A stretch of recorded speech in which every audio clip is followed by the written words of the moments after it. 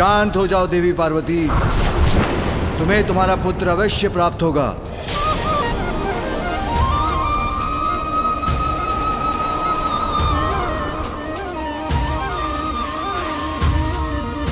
इसलिए नहीं कि तुम संहार कर रही हो, किंतु इसलिए कि पुत्र प्राप्ति की तुम्हारी कामना अत्यंत प्रबल है। क्योंकि तुमसे पूछे बिना मैंने देवताओं को वरदान दिया था, क्योंकि पुत्र प्राप्ति के लिए तुमने इतना कठोर व्रत कर श्री हरि से सुंदर पुत्र पाने का वरदान प्राप्त किया था। इन सब कारणों से मैं तुम्हें तुम्हारा पुत्र अवश्य दूंगा। ऐसा पुत्र जो असाधारण होगा, दिव्य होगा, सबसे भिन्न और अहंकार रहित होगा। मेरे वचन व्यर्थ नहीं होंगे पार्वती, इसलिए अब शांत हो जाओ महेश्वरी।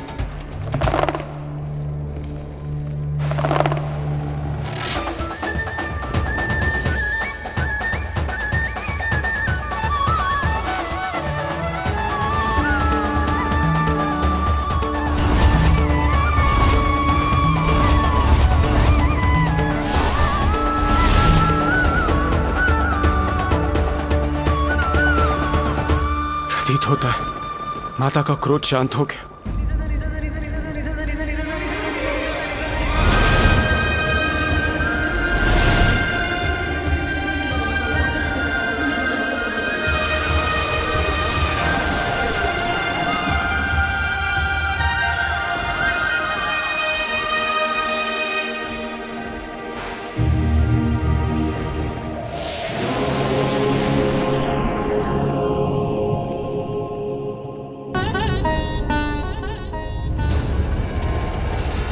उमा, देवी पार्वती अपने आप को संभालिए।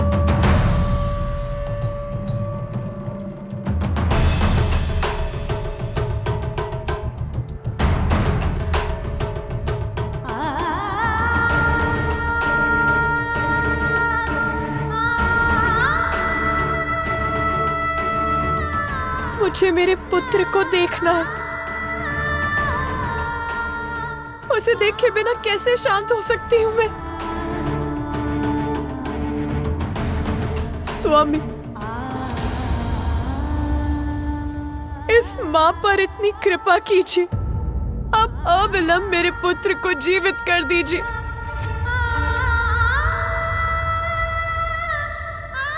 अभी तो मैंने उसका अन्नप्राशन भी नहीं किया। मुझे उस पर अपनी स्नेह वर्षा करनी है, उसे अपने हाथों से खिलाना है, दुलारना है, उस पर अपनी ममता उड़ेलनी है। मैं आपसे विनती करती हूँ प्रभु, आप अपना वचन पूर्ण कीजिए। जीवित कर दीजिए मेरे पुत्र को, जीवित कर दीजिए। देवी, इसमें महादेव का कोई दोष नहीं। ये सब मेरे ही कारण हुआ है।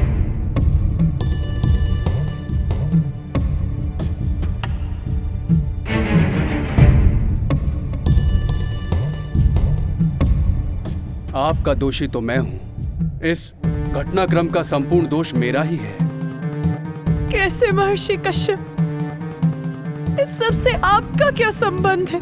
संबंध है माता, इसका मेरे शाप से ही गूढ़ संबंध है। बहुत समय पूर्व महादेव के दो परम भक्त थे, माली और सुमाली, और महादेव ने उन्हें अभयदान दिया था।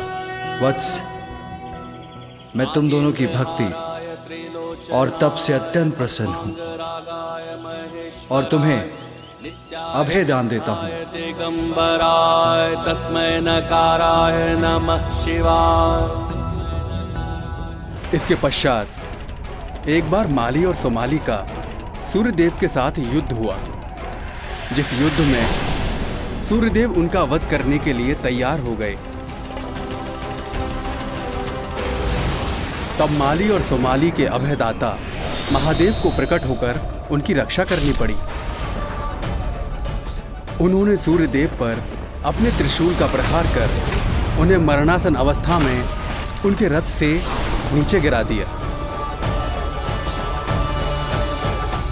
तभी मैं सूर्य का पिता वहां पहुंच गया और मैंने अपने पुत्र सूर्य की देह को दीन अवस्था में पृथ्वी पर गिरा हुआ देखा और तब रोष और संताप से प्रभावित होकर मैंने महादेव को एक अत्यंत अनिष्टकारी श्राप दिया कि जिस प्रकार आज आपके कारण मेरे समक्ष मेरा पुत्र मरणासन अवस्था में गिरा पड़ा है, उसी प्रकार आप स्वयं अपने पुत्र को अपने त्रिशूल से आहत करेंगे महादेव। उस समय मेरे पुत्र की मृत्यु तो नहीं होने दी महादेव आपने, किंतु मैं तो श्राप दे चुका था।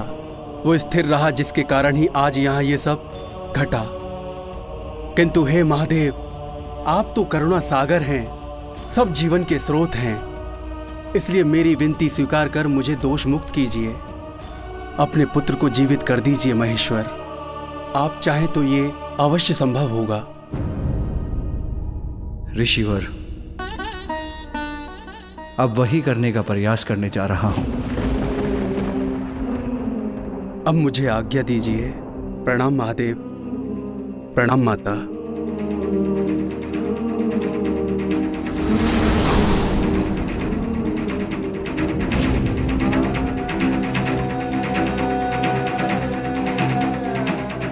देवगण, मेरे पुत्र इस बालक के पार्थिव शरीर को मानसरोवर के पावन जल से धोकर वहां उस गुफा के भीतर रख दीजिए।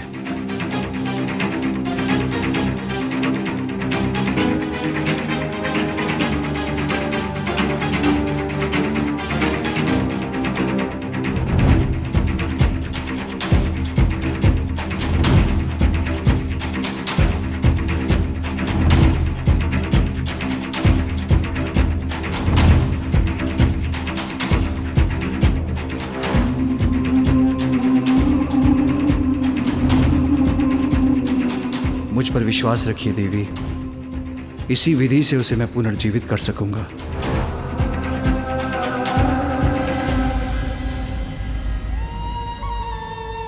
क्या हुआ माँ? आपके मुख पर ये चिंता कैसी? मुझे बताइए माँ, अपनी चिंता का कारण। इस संसार में मैं आपकी सभी चिंताओं को हरने ही तो आया हूँ। माँ का आंचल ही मेरा संपूर्ण संसार है।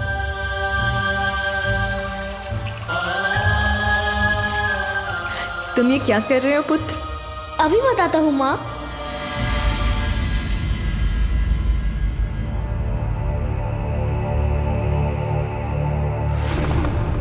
नहीं, अब और नहीं सह सकूंगी मैं। मेरे पुत्र को पुनर्जीवित कीजिए नाथ।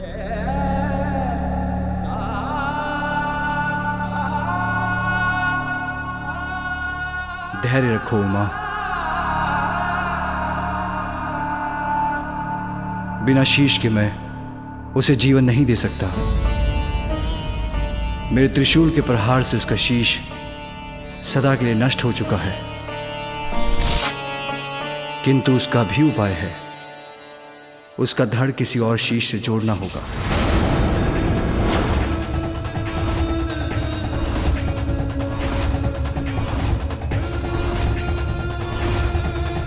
तब मैं अपने पुत्र को पुनर्जीवित कर सकूंगा।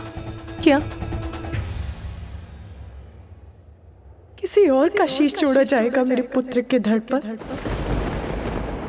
किसका शीश होगा वो?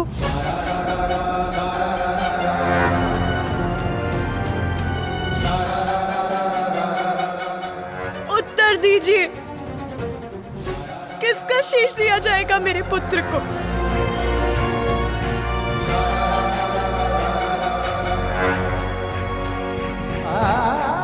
मैंने तुम्हें वचन दिया है उमा, मैं तुम्हारे पुत्र को पुनर्जीवित करूंगा।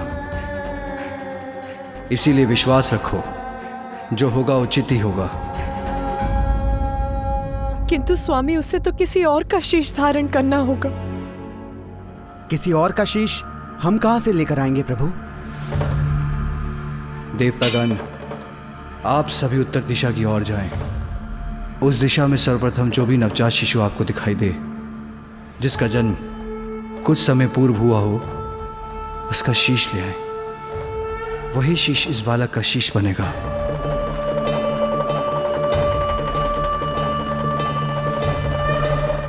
और ये कार्य करते समय दो बातों का अवश्य ध्यान रखिएगा।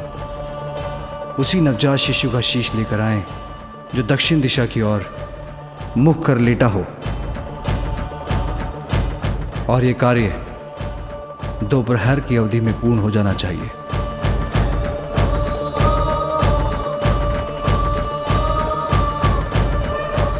अन्यथा मैं अपने पुत्र को पुनर्जीवित करने में अक्षम बचूंगा।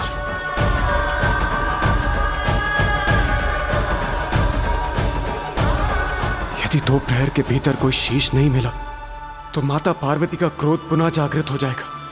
मुझे तो यही चिंता सता रही है, किंतु इसे इनके समक्ष कैसे व्यक्त करूं?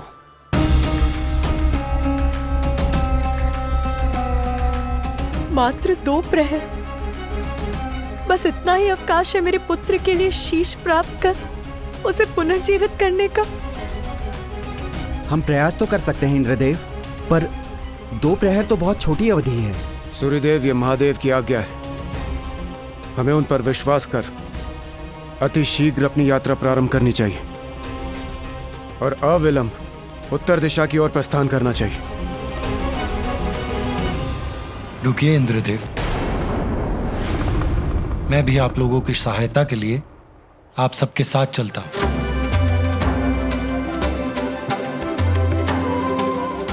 आप निश्चिंत रहिए देवी पार्वती। जिस प्रकार मैंने महादेव को गजासुर के उदर से मुक्त कराने का वचन निभाया था, उसी प्रकार मैं और समस्त देवगण अपने प्रयास से आपको निराश नहीं करेंगे।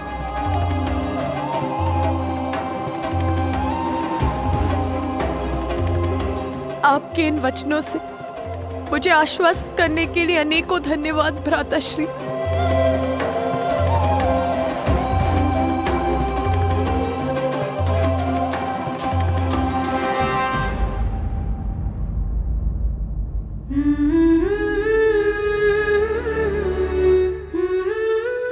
मेरा पुत्र पुनर्जीवित हो जाए, इतनी ही इच्छा है मेरी। मुझ पर विश्वास रखो उमा।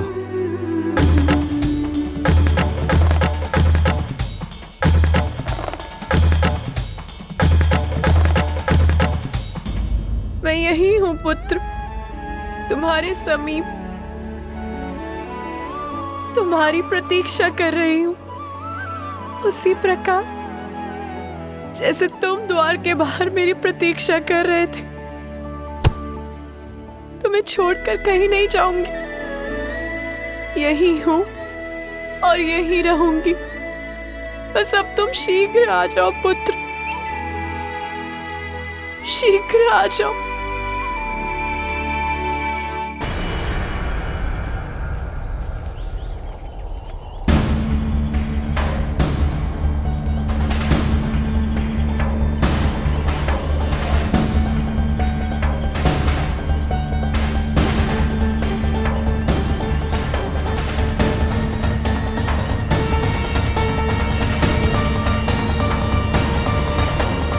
समय अत्यंत तीव्र गति से बीता जा रहा है और हमें अभी तक कोई नवजात शिशु नहीं दिखा। यहाँ तो दूर दूर तक इस सघन वन के सिवाय कुछ दिखाई नहीं देता है। जीवन का कोई चिन्ह तक नहीं है। हे श्री हरि, इस प्रकार हम उत्तर दिशा की ओर बढ़ते रहे तो हम घने वन में प्रविष्ट हो जाएंगे। इस वन में नवजात शिशु कहाँ मिलेगा? देवगण, दिशाओं में सर्वोत्तम दिशा है उत्तर दिशा। जीवन का सार छिपा है इसमें। जीवन की समस्त सकारात्मक ऊर्जाओं का स्रोत उत्तर दिशा में ही स्थित है। अतः आप लोग अपना संशय त्याग दीजिए और आगे बढ़िए, क्योंकि जहां आपको सघन वन दिखाई दे रहा है, वहां महादेव अपनी दिव्य दृष्टि से भविष्य के दर्शन कर चुके। देवी पार्वती और महादेव के जीवन में नवीन अध्याय के आरंभ का स्रोत अवश्य ही हमें इस उत्तर दिशा से प्राप्त होगा। किंतु श्री हरि, हम अपने स्वार्थ के लिए किसी नवजात शिशु के प्राण हर लेंगे, ये कहाँ उचित है? अग्निदेव, महादेव सर्वज्ञ है। उनकी दृष्टि से कुछ नहीं छिपता, सब कुछ ज्ञात है उन्हें। यदि उन्होंने कुछ कहा है तो उसके पीछे अवश्य ही कोई गूढ़ अर्थ छिपा है। इसलिए आप उनकी बात पर विश्वास कीजिए और उनके आदेशानुसार आगे बढ़िए। और वैसे भी जब मैं आपकी सहायता के लिए आपके साथ हूं तो आपको किस बात की चिंता।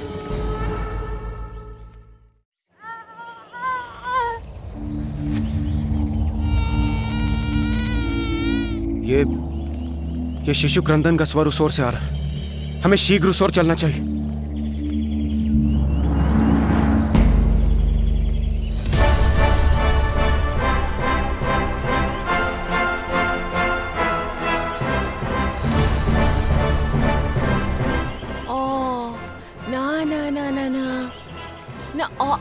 अरे अरे अरे अरे आले आले मेरा बच्चा, आले आले आले आले आले आले आले, शांत हो जा मेरा लाल, रोते नहीं। तुम्हारी माँ है ना तुम्हारे पास, फिर क्यों रोते हो भला?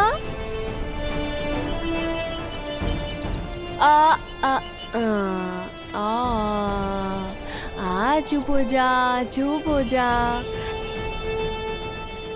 अवश्य ही यही वो शिशु है जिसके बारे में महादेव ने हमसे कहा था। हाँ अवश्य, यही है हमारी समस्या का समाधान। नहीं वरुण देव, आप भूल कर रहे हैं। भूल? कैसी भूल विष्णुदेव?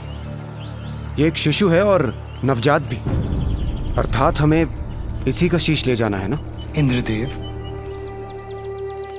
ये शिशु नवजात अवश्य है, परंतु महादेव ने हमें स्पष्ट कहा था उसी नवजात शिशु का शीश लेकर आए जो दक्षिण दिशा की ओर मुख कर लेटा हो, और इस बालक का मुख पश्चिम दिशा की ओर।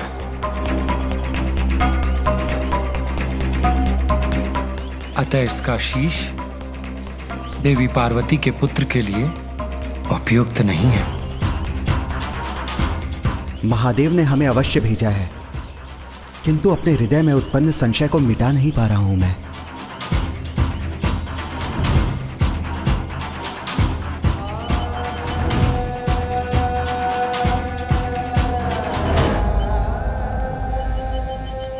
देवगण, इस शिशु को निहारने से कोई लाभ नहीं। एक प्रहर बीत चुका है, हमें शीघ्रता कर दूसरा शिशु ढूंढना होगा।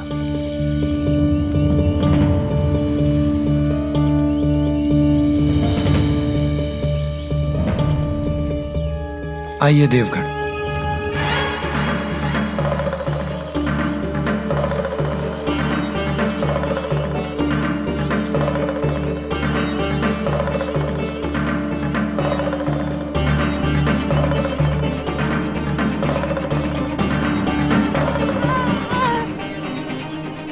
यहाँ कोई है, अवश्य है। संभव है यही वो शिशु है जिसका शीश हम ढूंढ रहे हैं।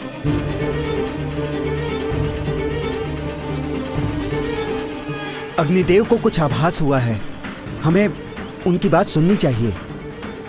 इस ओर आइए प्रभु।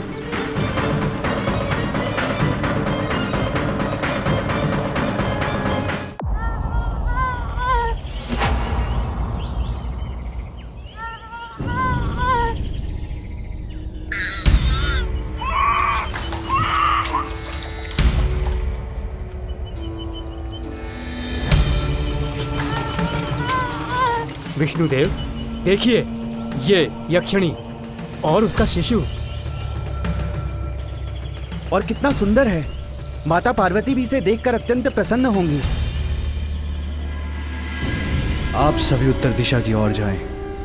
उस दिशा में सर्वप्रथम जो भी नवजात शिशु आपको दिखाई दे, जिसका जन्म कुछ समय पूर्व हुआ हो, उसका शीश ले आए।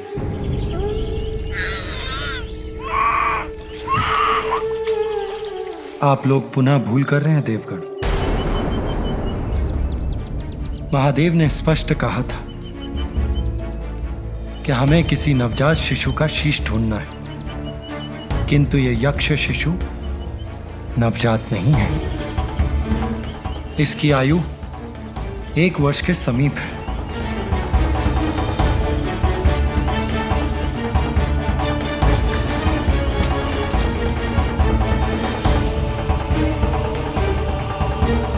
धीरज रखिए देवगण, हमारे पास अभी भी कुछ समय शेष है, हमें रुकना नहीं चाहिए।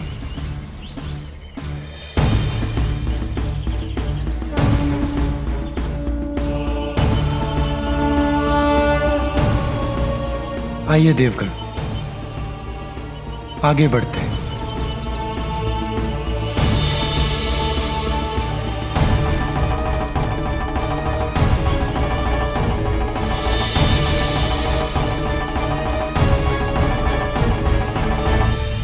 यहाँ तो वन्य पशु भी कठिनाई से आते होंगे, फिर श्रीहरि हमें वन के और भीतर कहाँ ले जा रहे हैं?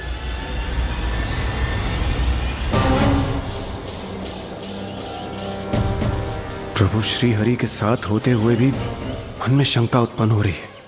क्या हम किसी शिशु का शीश ढूंढ भी सकेंगे? यहाँ कहाँ मिलेगा कोई शिशु हमें?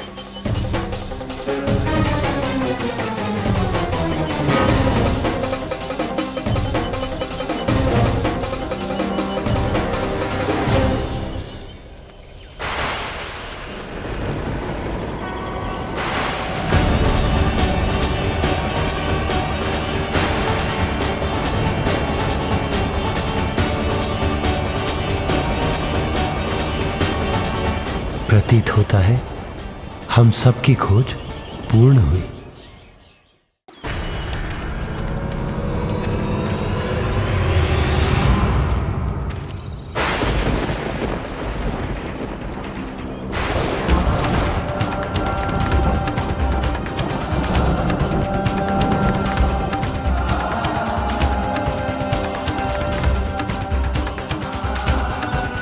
विष्णुदेव, ये गज? मात्र गज नहीं देवराजेंद्र,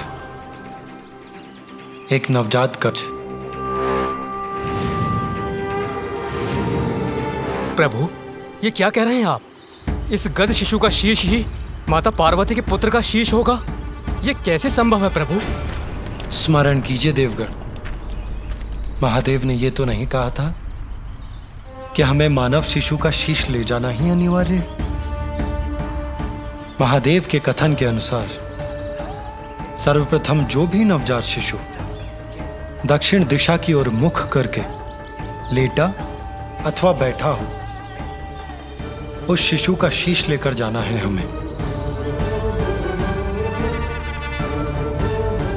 और ये गज शिशु नवजात भी है और इसका मुख दक्षिण दिशा की ओर भी।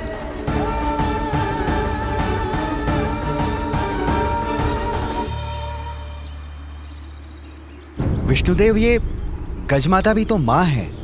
जब ये निद्रा से जागेगी और अपने पुत्र को अपने समीप नहीं पाएगी तो इस माँ की भी क्रोधाग्नि जागृत हो जाएगी और तब ये भी भयंकर उत्पात मचाकर सर्वत्र विनाश करेगी।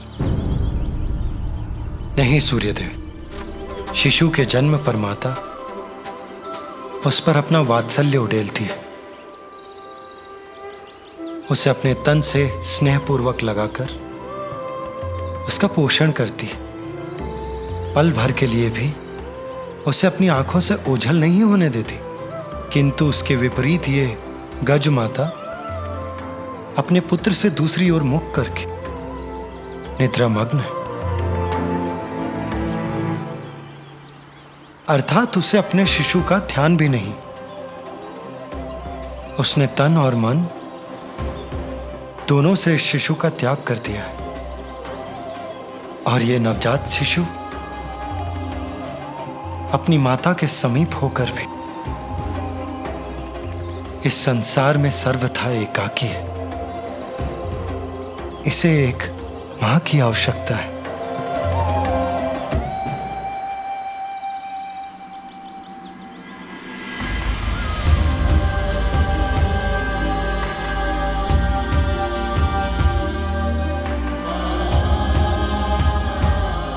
और वहां एक अन्य मां अपने पुत्र के लिए व्याकुल है।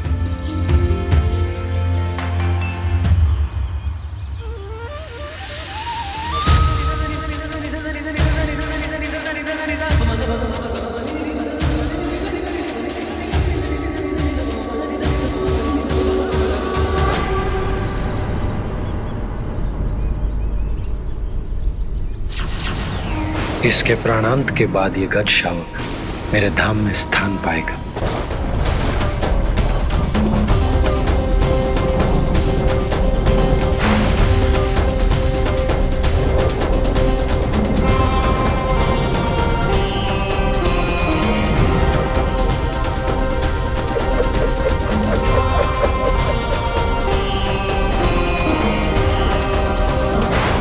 ये पाश किसका है और कौन है जो इस शिशु को बांधने यहां तक पहुंच गया?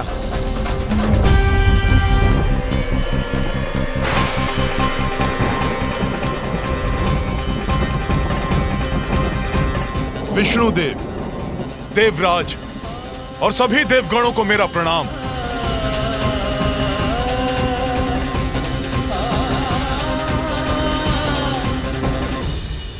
प्रणाम यमराज।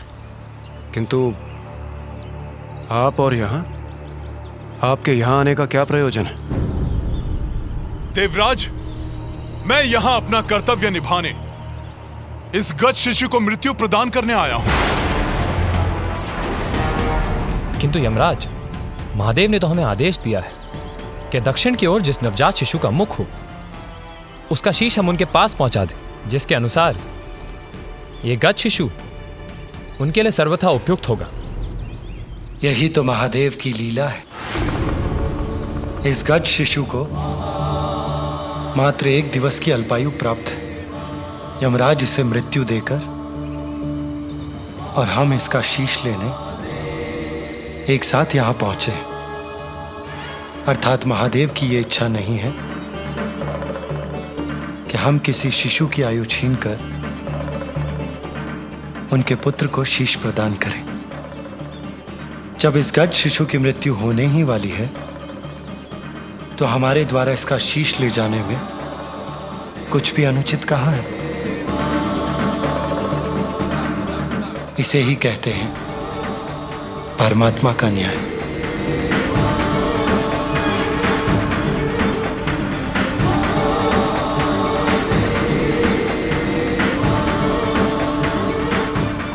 हे श्री हरि, आपके द्वारा इस गज शिशु के शीश को ले जाने के पूर्व मुझे इसके प्राण ले जाने की अनुमति प्रदान करें।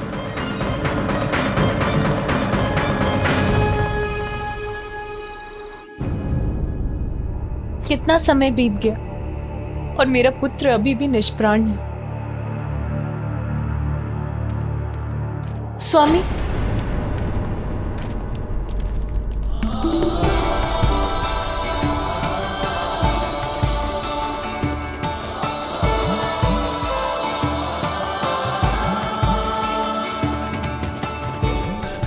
श्री हरि और देवगण लौट रहे हैं, अर्थात उनकी यात्रा सफल हुई। अब पुनः पा सकूंगी मैं अपने पुत्र को।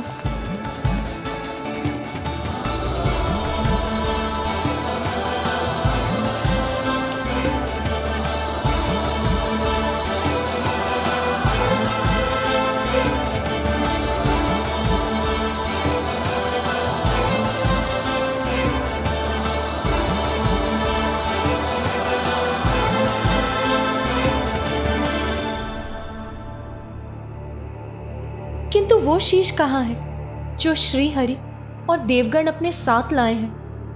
अब तो वही शीश मेरे पुत्र का शीश होगा।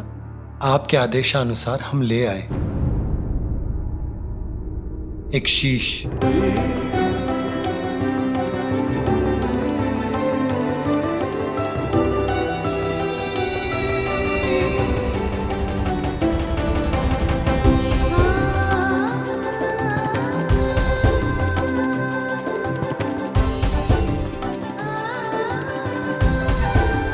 सूर्यदेव इस शीश को लेकर उस गुफा के भीतर जाएं, जहां हमारे पुत्र का पार्थिव शरीर स्थित है।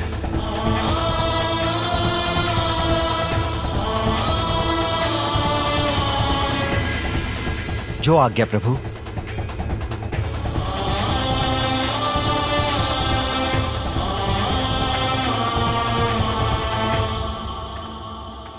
प्रभु,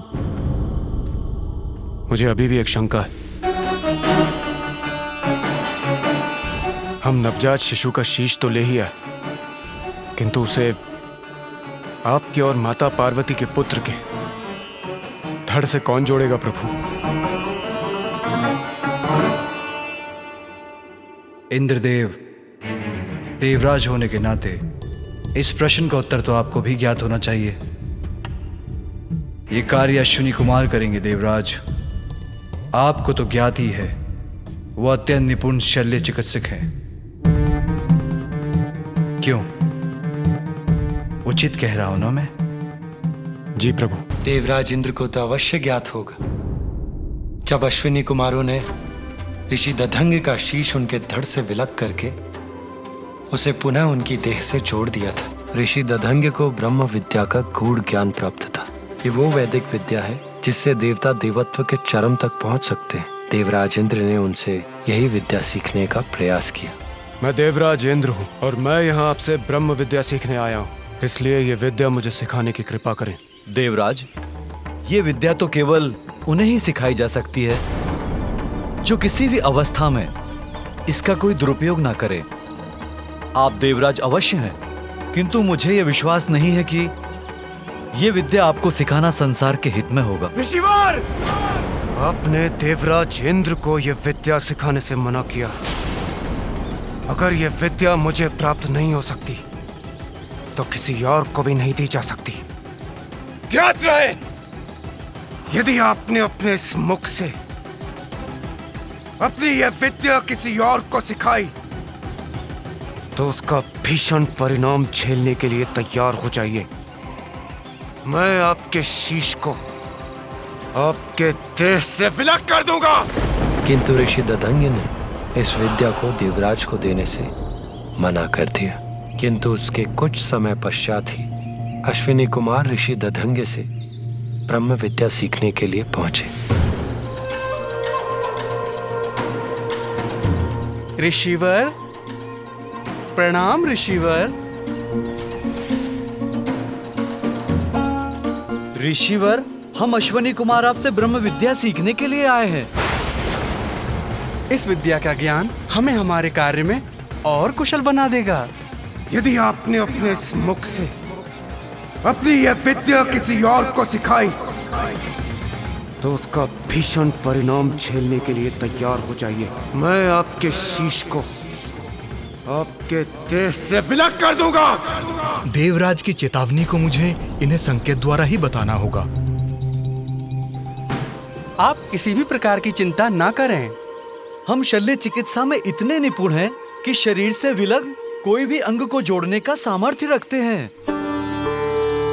इस प्रकार ऋषिवर अपने मुख से अश्विनी कुमारों को ब्रह्म विद्या का ज्ञान नहीं देंगे, और यदि देवराज इंद्र कुपित होकर उनका शीश विलग करते भी हैं तो वो मात्र। किंतु देवराज इंद्र को इसकी सूचना प्राप्त हो गई और वो इससे अत्यंत कुपित हो उठे कि उनकी चेतावनी के बाद भी ऋषि दधंग ने अश्विनी कुमारों को ब्रह्म विद्या सिखाने का साहस किया। ऋषि दधंग, ऋषि दधंग।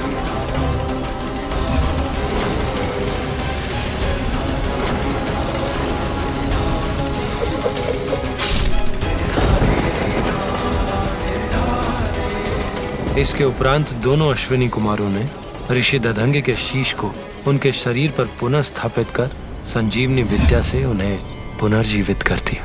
आप दोनों का कल्याण हो। आप दोनों ने मात्र मेरे जीवन की रक्षा नहीं की, अपितु मेरे धर्म को भंग होने से भी रक्षित किया है।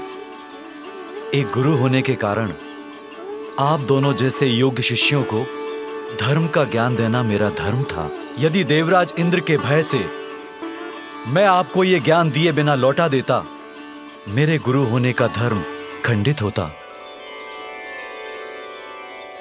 शल्य चिकित्सा में पारंगत और संजीवनी विद्या के ज्ञाता भी हैं अश्विनी कुमार, इसलिए बालक के शीश को उसके धड़ से जोड़ने के लिए उनका बुलाया जाना स्वाभाविक है और उपयुक्त भी। बालक के शीश को उसके धड़ से जोड़कर वो उसे प्राण दान देने में समर्थ है।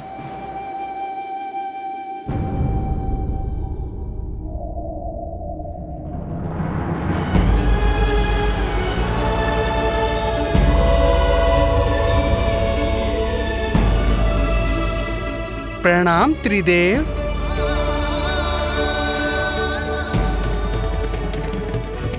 प्रणाम देवतागण।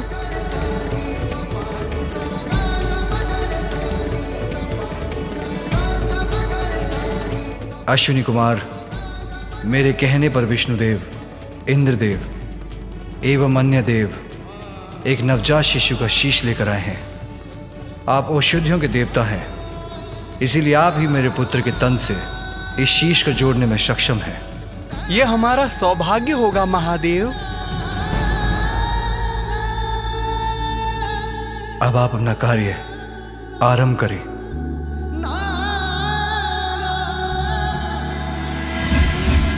देवगण,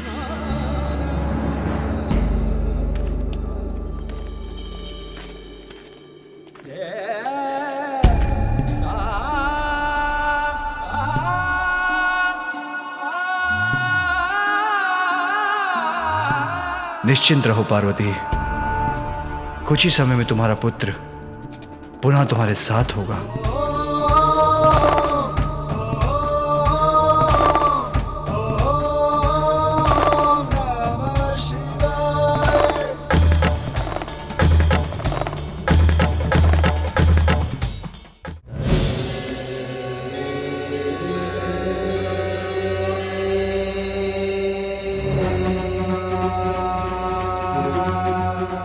महादेव, हम शीश को तो बालक के शरीर से जोड़ देंगे, किंतु इनकी मृत्यु आपके त्रिशूल के प्रहार से हुई थी, इसलिए हम इन्हें जीवन प्रदान नहीं कर सकेंगे।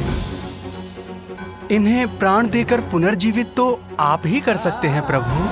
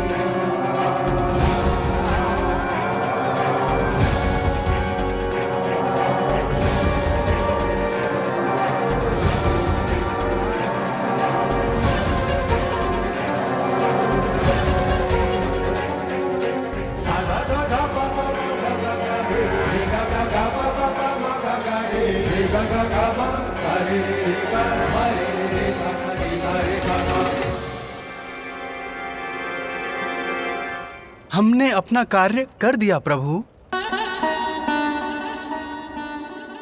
अब मैं बहुत विचलित हो रही हूं।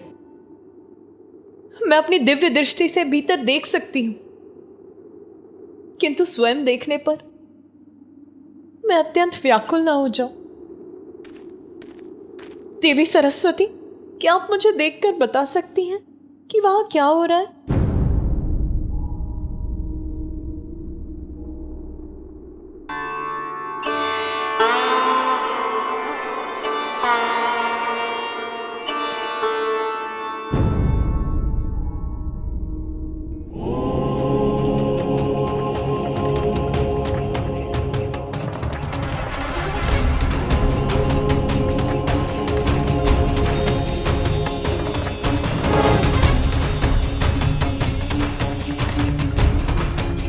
देवी पार्वती, महादेव आपके पुत्र को प्राण दे रहे हैं। उनके पांव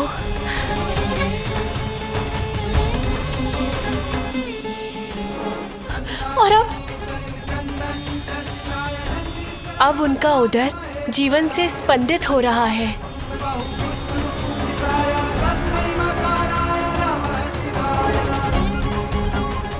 और अब क्या हो रहा है वहाँ? अब उनके हाथ और उनकी भुजाएं, उसमें भी जीवन का संचार हो रहा है। और बताइए ना, अब क्या हो रहा है वहाँ? और अब उनकी ग्रीवा क्रियाशील हो रही है।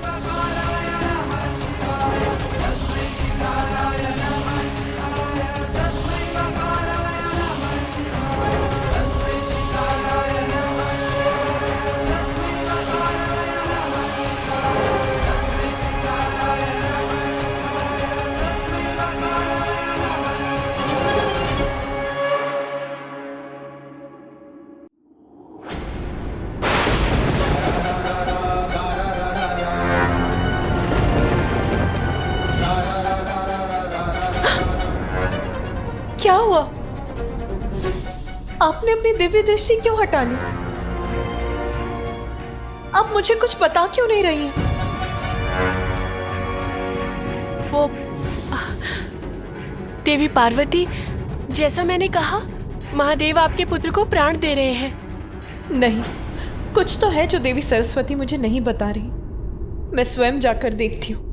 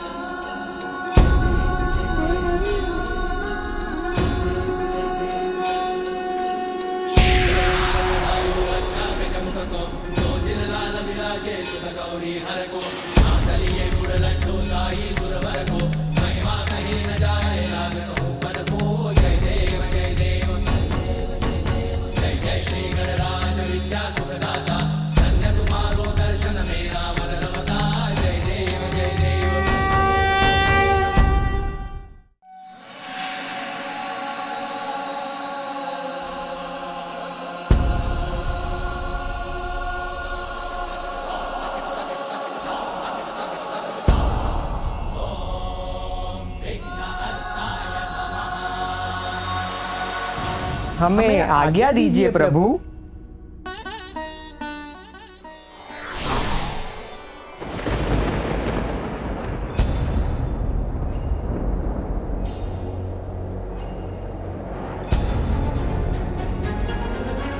ज्ञात नहीं पार्वती की क्या प्रतिक्रिया होगी जब वो अपने पुत्र को इस नवीन शीश के साथ देखेगी।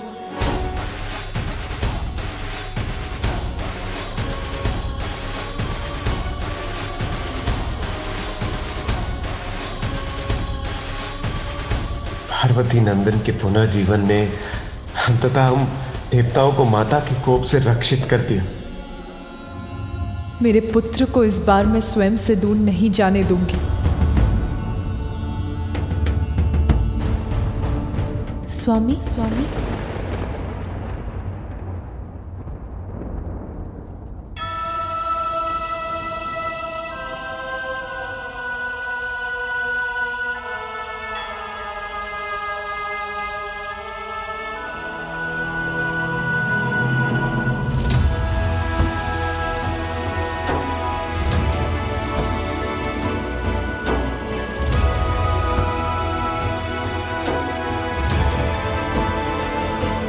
आशा करता हूं कि देवी पार्वती की पीड़ा समाप्त हो जाएगी।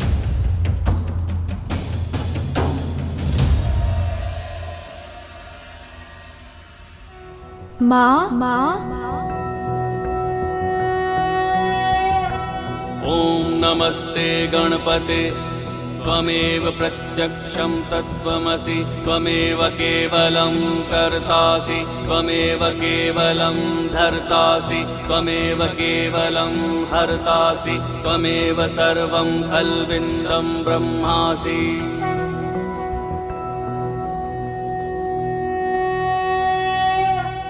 पुत्र पुत्र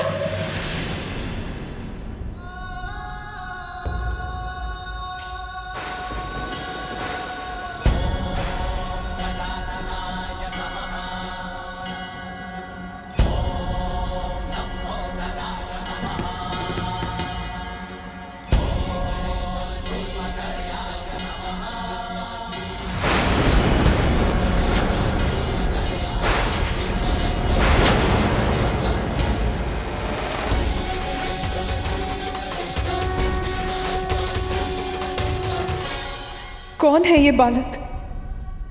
माँ माँ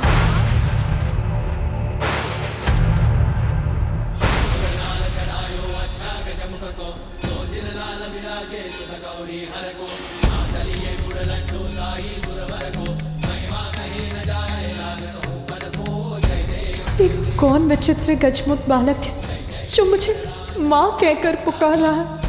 ये तो मेरा पुत्र नहीं।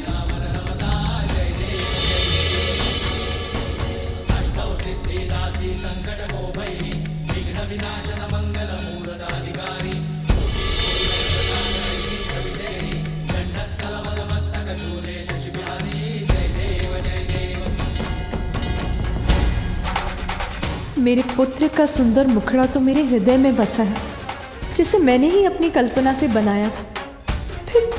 फिर ये बालक कौन है?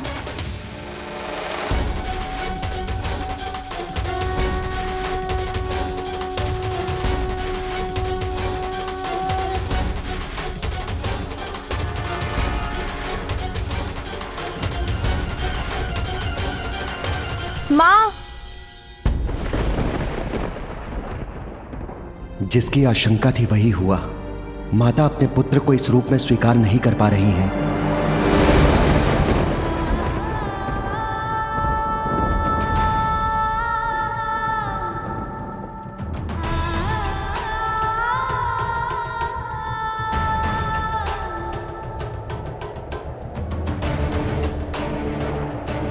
देवी पार्वती इस प्रकार लौट क्यों गई? क्या हो गया है उन्हें?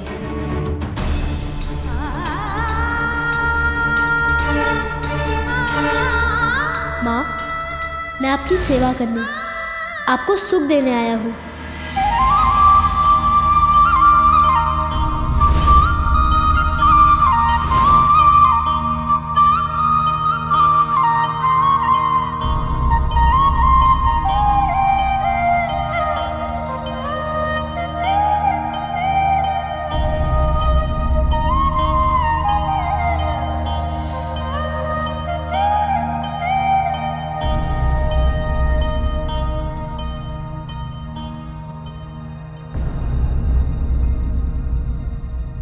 स्वामी,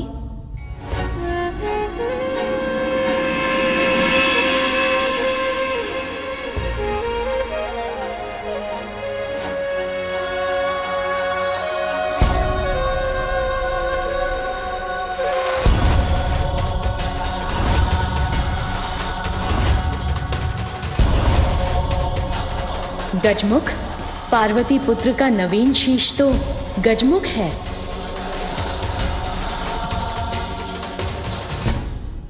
नहीं नहीं, ये अवश्य स्वामी की कोई लीला है।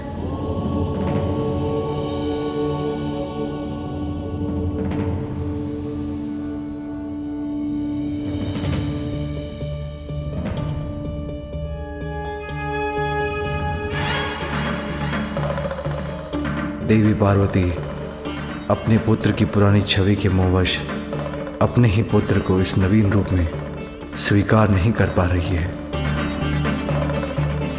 किंतु अपनी मां के मुंह फेर लेने से इसके कोमल हृदय को आहत होने से बचाना होगा। पुत्र, तुम कुशल तो हो ना?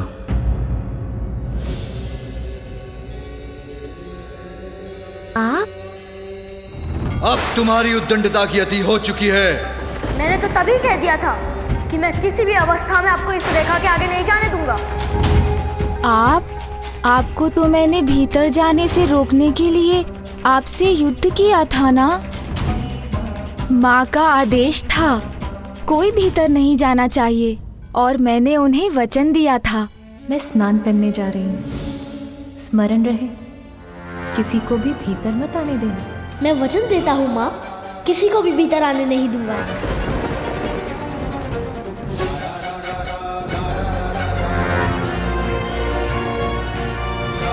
मैंने अपना वचन निभाया माँ। मैंने इन सभी को बहुत समझाया, किंतु ये तो अपने हठ पर अड़े थे। मैंने जो रेखा खींची थी उसे पार कर भीतर जाने के इन्होंने अनेकों प्रयास किए, किंतु मैंने किसी को भी भीतर जाने नहीं दिया।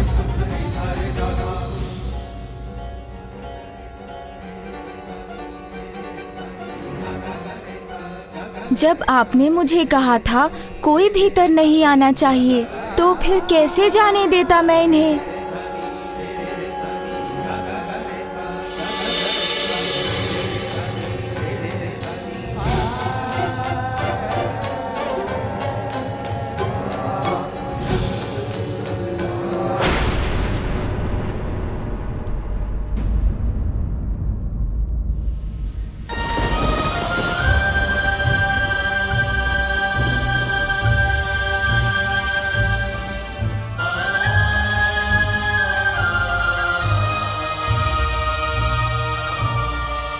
कैसे मान लूं कि यही बालक मेरा वो पुत्र जिसे मैं स्नान के पूर्व बाहर छोड़कर गई थी।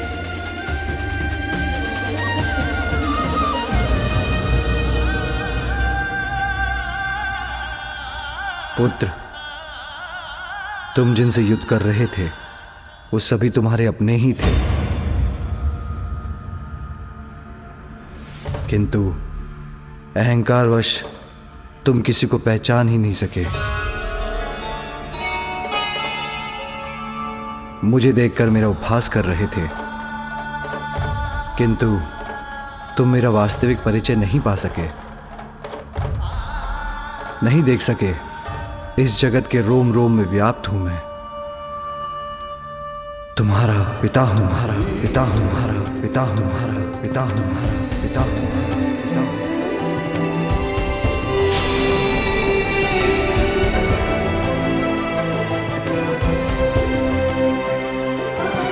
मेरे पिता? आप हैं मेरे पिता? पिता, संपूर्ण जगत मुझे जगत पिता कहकर पुकारता है, किंतु इस बालक के मुख से पिता पुकारा जाना तो मेरे लिए भी कितना सुखदायी है।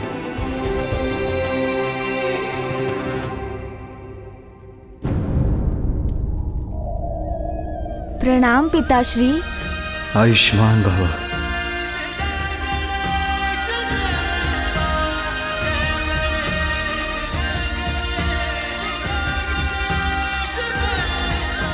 उठो पुत्र।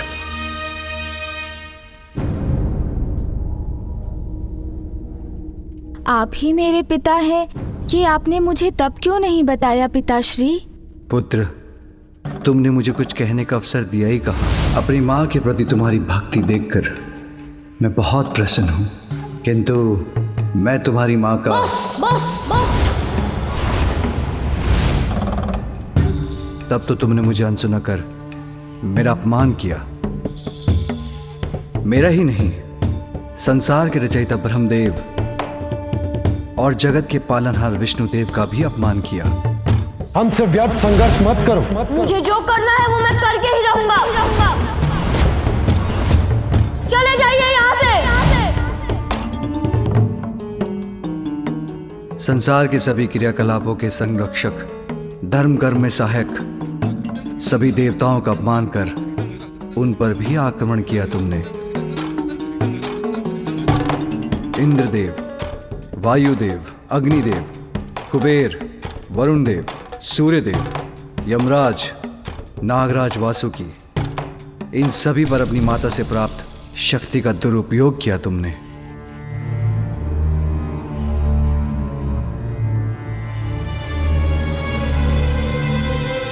तुम्हारे अहंकार के कारण। यही कारण था पुत्र कि मैं तुम्हारा शीश तुम्हारे शरीर से विलग करने पर विवश हो गया।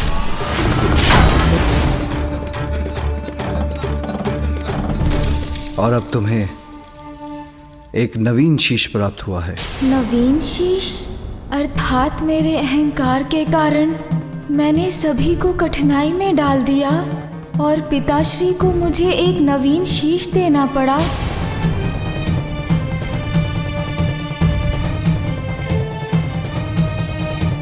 पिताश्री, मुझसे बहुत बड़ी भूल हुई। मुझे ऐसी उद्दंडता नहीं करनी चाहिए थी।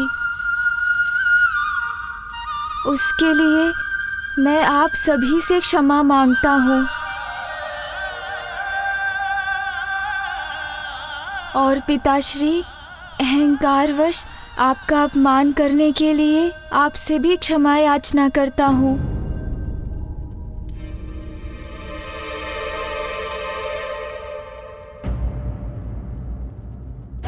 तो क्या इसलिए माँ मुझसे इतनी कुपित है? माँ की दी हुई शक्ति से पिताश्री के मान को ठेस पहुंचाने की उद्दंडता जो कर बैठा। किंतु माँ देखिए ना, अब तो मैं उद्दंड भी नहीं रहा। अपना अहंकार भी त्याग दिया मैंने और जो भूल मैंने की उसके लिए सभी से क्षमा याचना भी कर ली। अब आप भी मुझे क्षमा।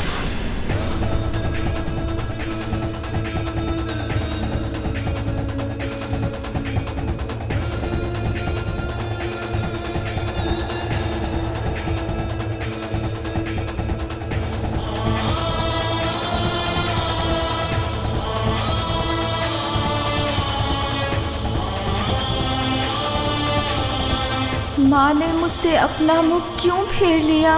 वो मुड़कर लौट क्यों रही है? प्रतीत होता है मुझे अभी भी क्षमा नहीं किया माँ ने। वो तो मुझसे अब भी क्रोधित हैं। इस बालक को तो माता पार्वती ने अस्वीकार कर दिया, किंतु इसमें उनका भी क्या दोष? प्रश्न तो ये उठता है, क्या इस गजमुखी बालक का किसी भी माता द्वारा स्वीकार किया जाना संभव है? असंभव। अभी उनके पास जाकर उन्हें मनाऊंगा तो माँ अवश्य मान जाएंगी। बहुत स्नेह करती है मुझसे, तो अधिक समय तक क्रोधित नहीं रह सकेंगी वो। तुम अपनी माँ के पास जाना चाहते हो ना पुत्र? जी पिताश्री। अवश्य जाना, किंतु उसके पूर्व एक बार अपने नवीन शीश के दर्शन तो कर लो।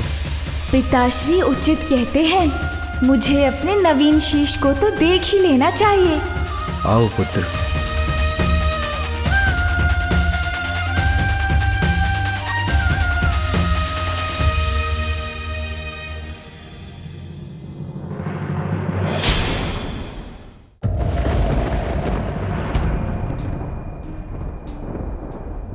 इस सरोवर के जल में अपना प्रतिबिंब देख लो।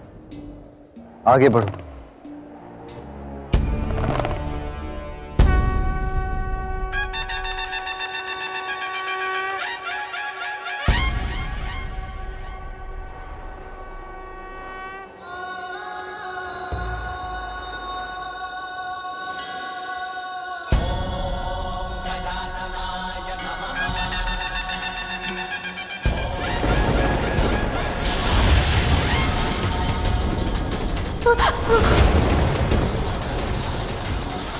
ये क्या हो गया? नहीं नहीं, ये कैसा शीश है? ये मेरा शीश नहीं हो सकता। आपका पुत्र तो मेरी कल्पना से भी अधिक सुंदर है। कितनी मनमोहक मुस्कान है, जैसे चारों दिशाओं को प्रकाशित कर रही हो। मेरे पास आओ, मैं तुम्हें संसार का सबसे सुंदर बालक बना दूंगी। मेरे पास आओ, मैं तुम्हें सृष्टि का समस्त ज्ञान दूंगी। ऐसा शीश कैसे हो सकता है मेरा?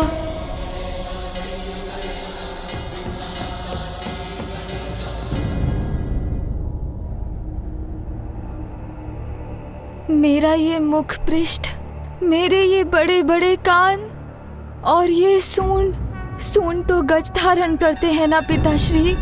मेरा ये सुंदर शीश गज के शीश में कैसे परिवर्तित हो गया पिताश्री? पुत्र,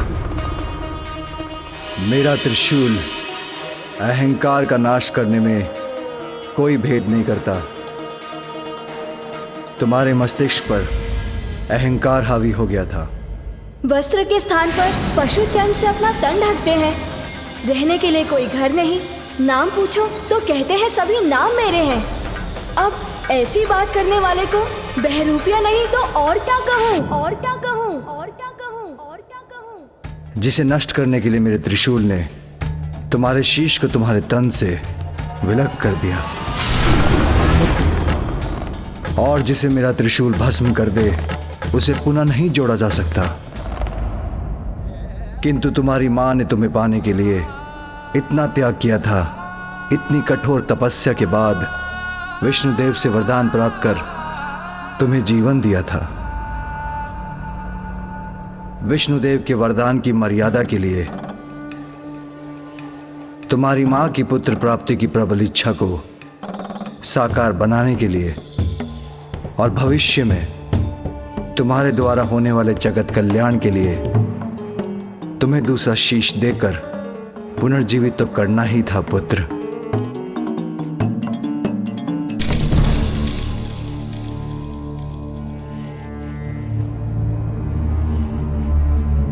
किंतु उसके लिए हमें गज शिशु का ही शीश प्राप्त हुआ। अपनी माँ के लिए तो मैं संसार का सबसे सुंदर बालक हूँ। ओह, समझ आया। मेरे इस नवीन रूप के कारण ही मुझसे दूर हो रही है माता। पिताश्री, माँ को तो मेरा वो पिछला रूप ही प्रिय है। अब मैं उनका सुंदर पुत्र नहीं रहा, इसीलिए वो मुझसे बात किए बिना, मेरा अभिवादन भी स्वीकार किए बिना, मुझे देखे बिना, कुछ कहे बिना ही लौट गई। नहीं पुत्र, माता के हृदय में संतान के प्रति आघात स्नेह रहता है पुत्र।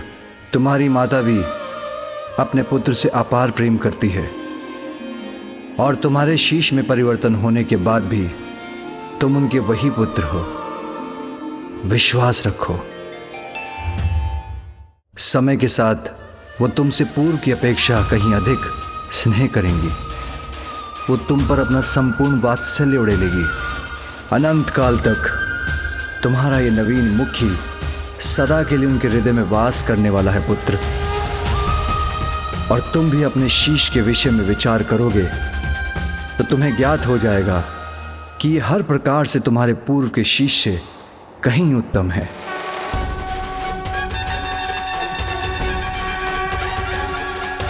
उचित है पिताश्री, मैं अवश्य विचार करूंगा। मुझे आशीष दीजिए।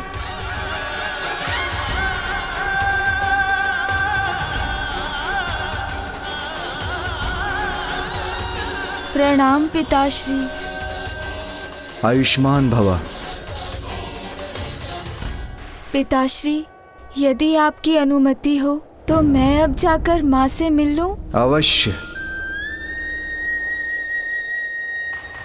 जीवन समर्पित है तुझको माता, सांस सांस अर्पित है। अब मुझे अपनी माता को मनाना ही होगा।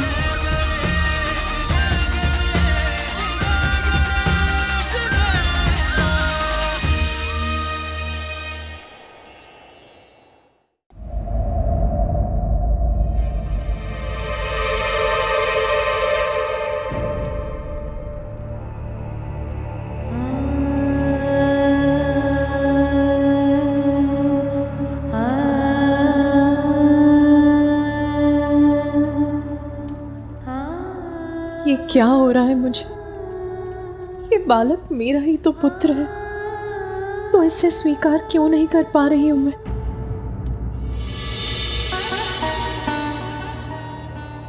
मैं चिंतित हूं महादेव। देवी पार्वती ने अभी तक अपने पुत्र को नहीं अपनाया है।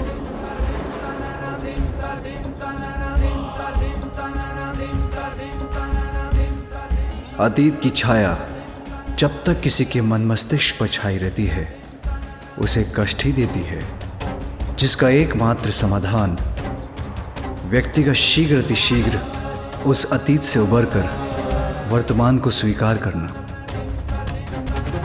अपने अतीत के प्रति देवी पार्वती का मोह भी अवश्य टूटेगा।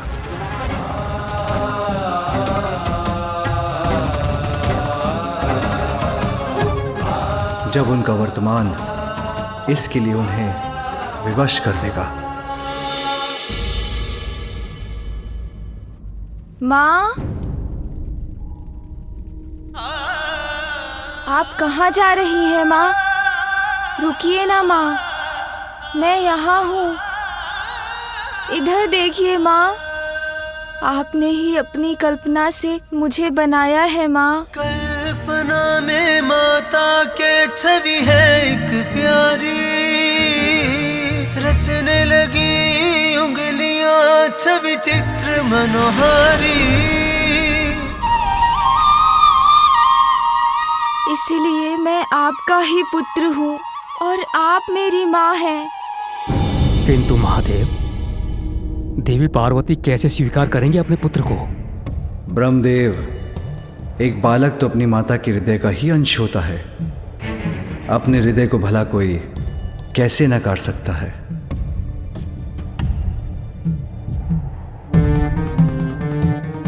अभी अतीत के प्रभाव से भ्रमित हैं देवी पार्वती, किंतु एक बार ये भ्रम के मेघ छटेंगे तो उन्हें वर्तमान स्पष्ट रूप से दिखाई देगा। वो अपने पुत्र को इस रूप में पूर्व से कहीं अधिक स्नेह देंगी।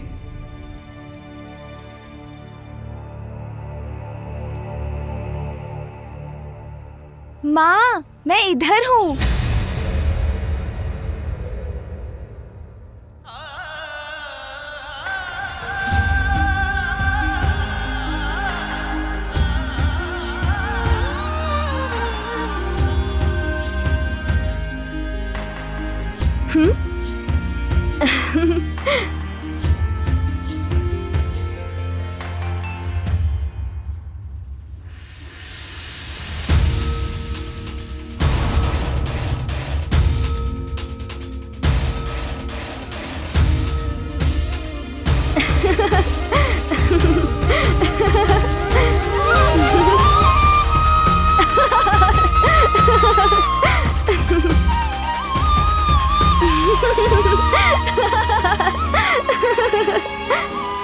माँ, इधर देखिए।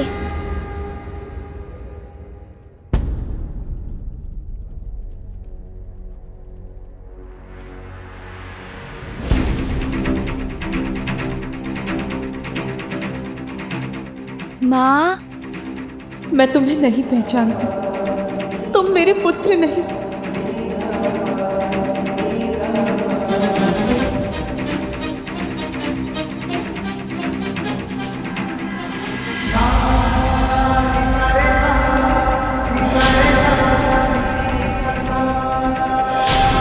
माँ मुझसे दूर क्यों जा रही हैं?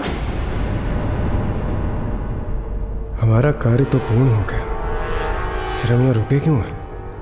मेरे विचार से अब हम देवताओं को प्रस्थान करना चाहिए। नहीं इंद्रदेव, अभी वो समय नहीं आया है।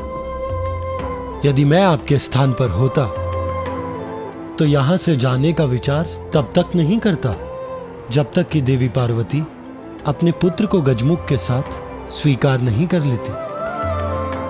क्योंकि यदि उनकी क्रोधाग्नि पुनर्जागृत हो गई और उन्होंने अपना रौद्र रूप धारण कर लिया तो आप सभी पुनः संकट में आ जाएंगे। मेरे स्वामी उचित कह रहे हैं। हम सबको देवी पार्वती की सहायता के लिए यहाँ उपस्थित रहना चाहिए। जैसे आपकी आज्ञा प्रभु। नहीं नहीं, मेरा पुत्र तो। माँ,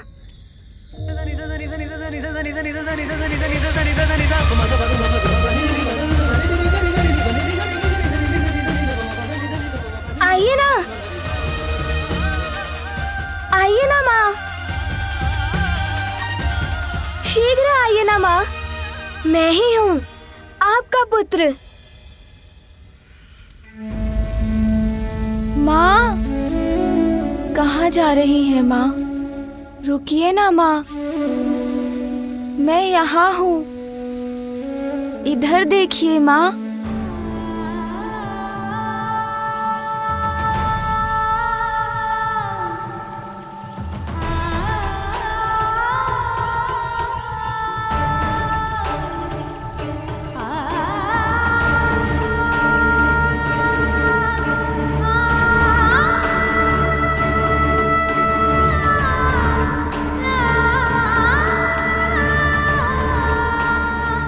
माँ, मुझे आप एक लोरी सुनाकर सुला दो ना।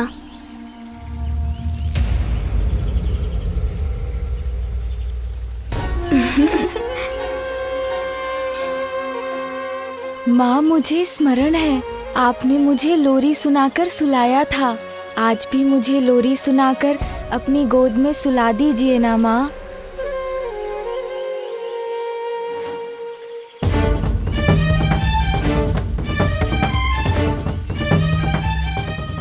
नहीं नहीं, मेरा पुत्र तो। माँ,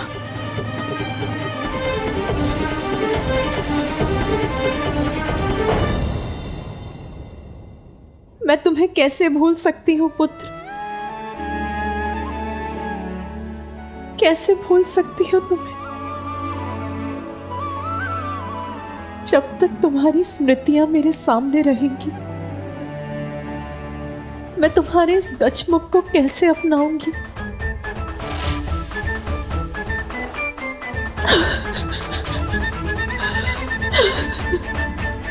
मेरे अनुसार नेत्र पिता के हैं, किंतु इनकी सौम्य और मन भावन मुस्कान आपकी है देवी पार्वती। कितनी मनमोहक मुस्कान है, जैसे चारों दिशाओं को प्रकाशित कर रही हो। आओ पुत्र, यहाँ आओ, मैं तुम्हारा जीवन धन धान्य से संपन्न कर दूंगी। इतनी प्रशंसा मत कीजिए इनकी।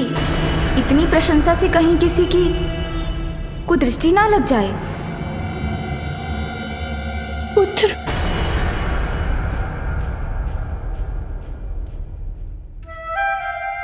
कुदृष्टि तो तुम पर पड़ ही गई पुत्र।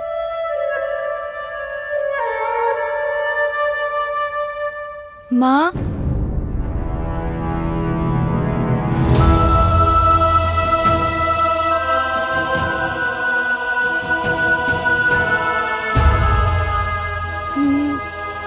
नहीं, ये अनर्थ होना ही नहीं चाहिए था।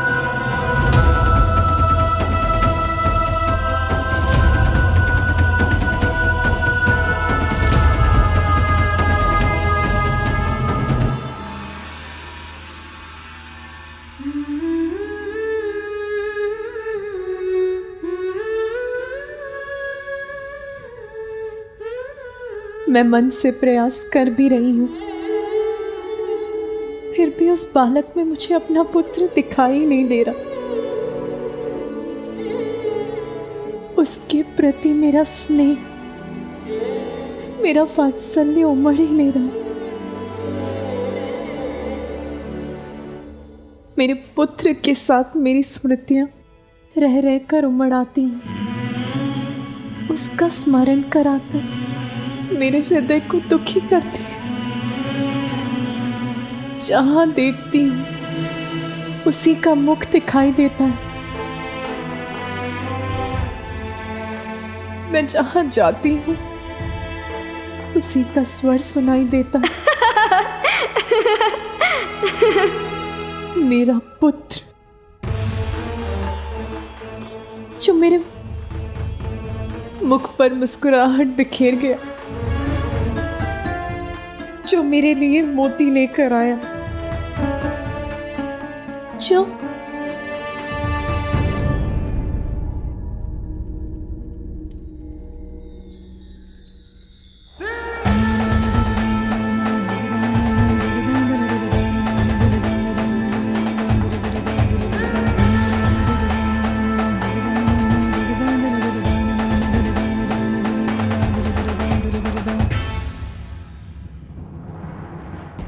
माँ,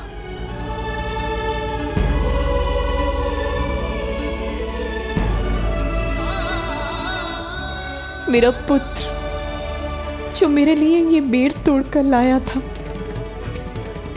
अब कौन हंसाएगा मुझे? माँ, कौन बेर तोड़कर लाएगा मेरे लिए?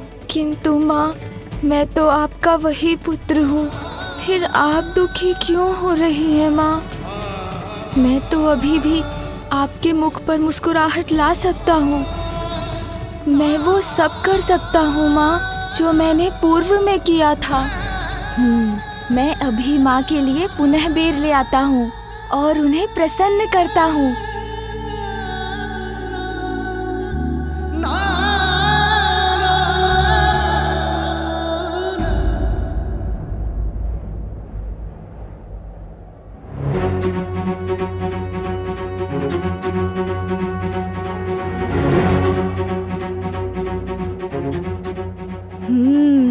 यहीं से तोड़कर वो बेर मैं ले गया था। ये बेर तो मैं तोड़ कर ही रहूंगा। माँ पुनः प्रसन्न हो जाएंगी।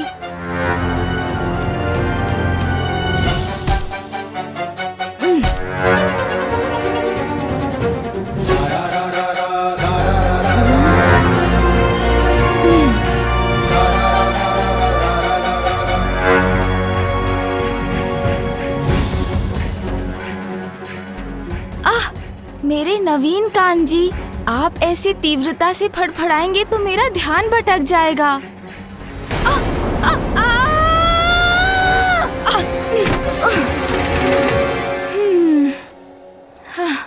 देखा ना कान जी, कैसे धड़ से गिर गए हम।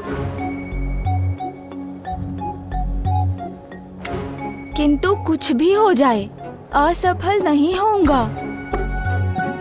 माँ को मनाने के लिए बेर तो अवश्य तोड़कर ले जाऊंगा।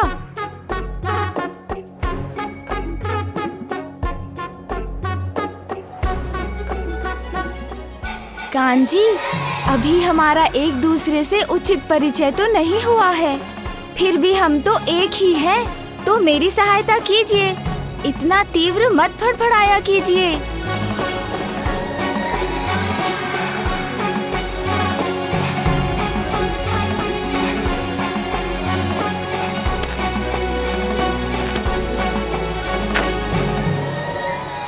पार्वती का दुख कैसे बांटूं, कुछ समझ में ही नहीं आ रहा है। जो दुख का पहाड़ पार्वती पर टूटा है, उसे संभालने के लिए हमें तभी उसके साथ रहना चाहिए था। सच कह रही हो विजया।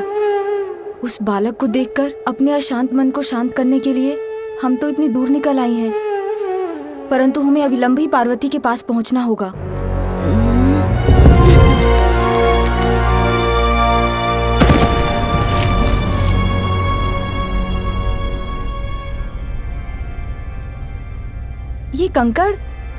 ये कंकड़ कहाँ से गिर रहे हैं?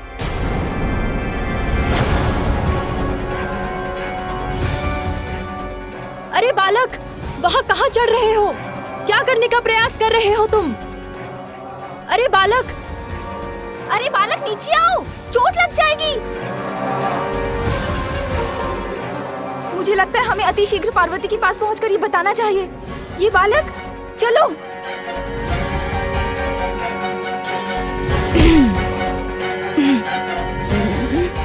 वहाँ तक तो मैं पहुँच कर ही रहूंगा। बेर तोड़कर ले जाऊंगा तो माँ पुनः मुझसे प्रसन्न हो जाएंगी।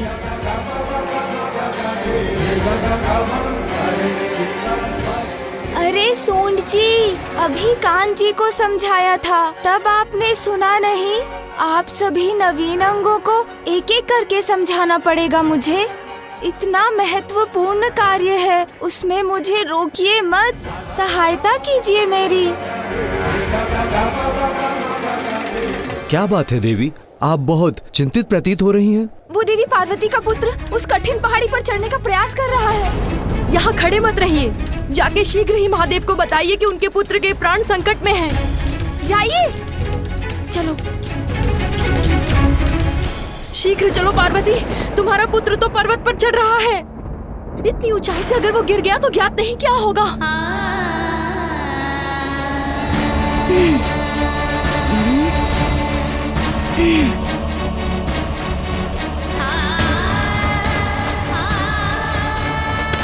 बस अब तो मैं वहां पहुंचने ही वाला हूँ।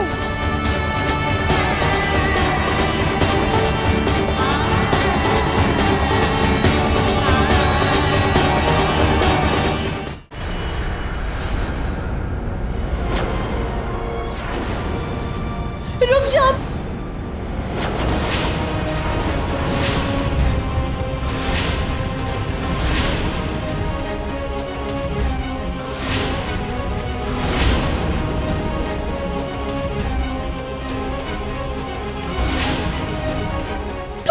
क्या कर रहे हो? नीचे उतरो। गिर गए तो? कहीं पैर फिसल गया तो? पुत्र!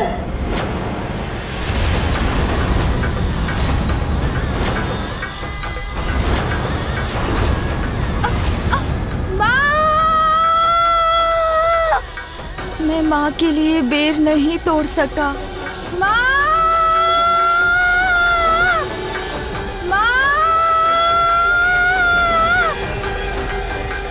पार्वती,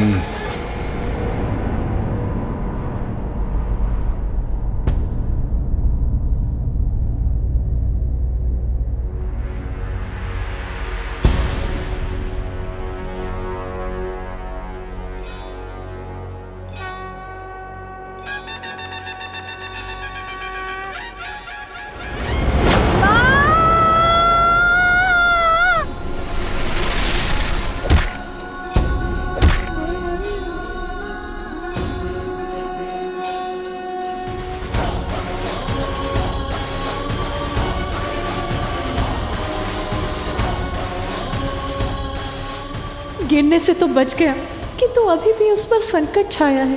वहीं अधर में लटका है वो। माँ, इधर देखिए ना माँ, कुछ भी तो नहीं हुआ मुझे। मैं तो पूर्ण रूप से सुरक्षित हूँ माँ।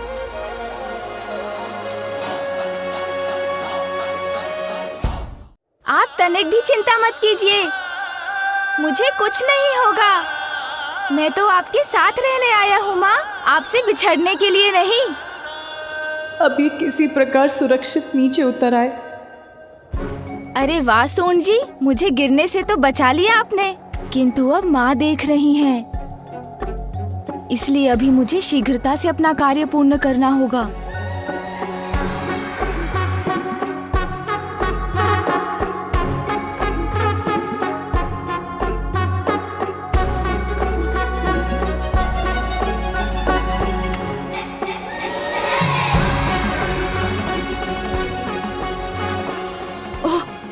संतुलन बिगड़ा तो संकट में पड़ जाऊंगा। यहाँ तो एकाग्र होकर संतुलन बनाकर चलना होगा।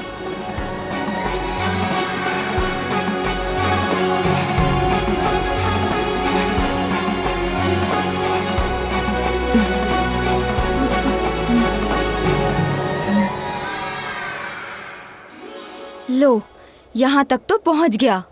अब एक बार पुनः ऊपर जाता हूँ। स्वामी, ये पुनः ऊपर क्यों चढ़ रहा है?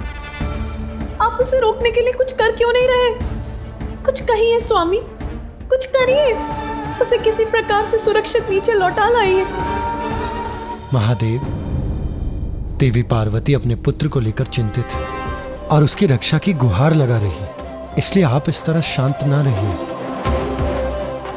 कुछ कीजिए महादेव, और इस बालक को ऊपर चढ़ने से रोकिए। श्री हरि नारायण, संसार की प्रत्येक घटना के समान यहाँ जो घटित हो रहा है उसके पीछे भी एक बहुत बड़ा कारण है और उसका परिणाम भी निश्चित ही है। उसका विचार कीजिए और बताइए, क्या माँ और पुत्र के बीच जो यहाँ हो रहा है उसे मेरे हस्तक्षेप के बिना होने देना क्या उचित नहीं?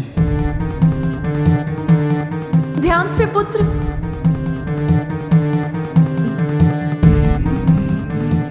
उचित है महादेव, उचित है। माता को अतीत के मोह से बाहर निकालकर वर्तमान का सामना कराने के लिए यदि कोई समर्थ है तो वो है ये बालक। इसलिए आप जो कर रहे हैं वो उपयुक्त है।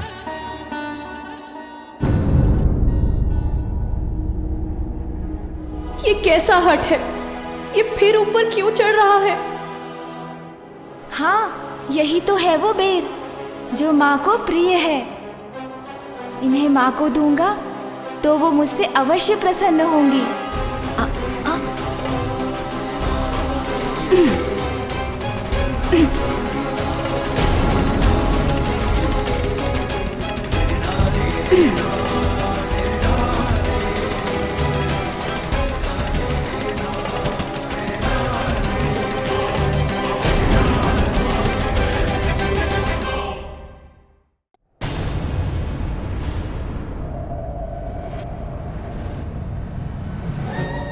हाँ, यही तो है वो बेर जो माँ को प्रिय है। अच्छा सूंड जी, समझ गया। और भार पड़ा तो ये डाल टूट जाएगी, फिर तो हमें ये बेर मिलकर ही तोड़ने होंगे।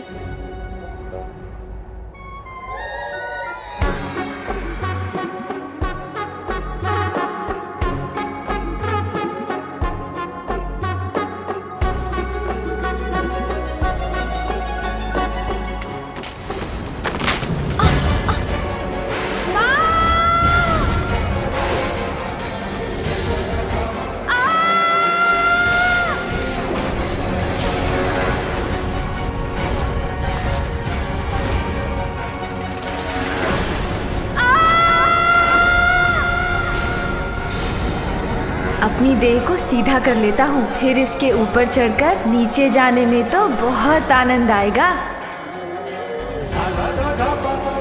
आहा, इस डाल को वाहन बनाकर तो बहुत आनंद आ रहा है मुझे।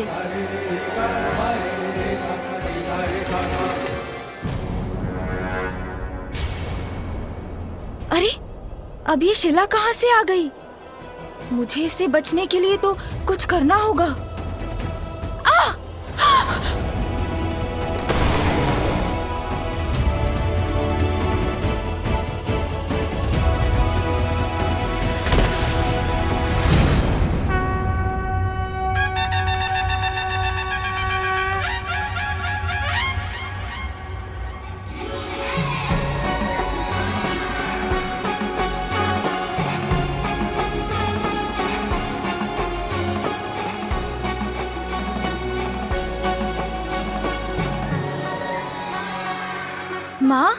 माँ देखिए मुझे, मैं लौट आया और तनिक भी आहत नहीं हुआ मैं। देखिए ना माँ।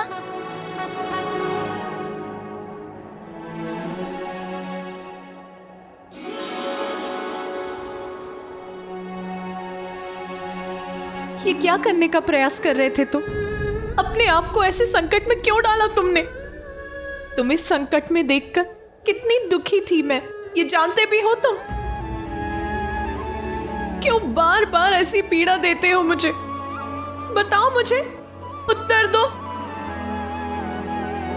इतनी ऊंचाई से नीचे गिर के तुम्हें कुछ हो जाता तो कितना कष्ट होता मुझे।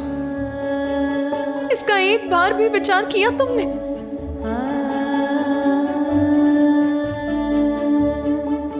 माँ तो सदैव माँ ही रहती है। संतान के प्रति उसका स्नेह कभी कम नहीं होता। देवी पार्वती को अभी आभास नहीं है, किंतु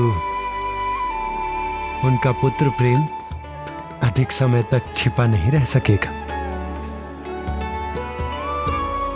माँ, मैं तो आपके लिए कुछ लेने गया था। मेरे लिए? अच्छा दिखाओ मुझे, क्या लेने गए थे? दिखाओ क्या है तुम्हारे हाथ में? माँ, मैं तो आपके लिए बेर लेने गया था।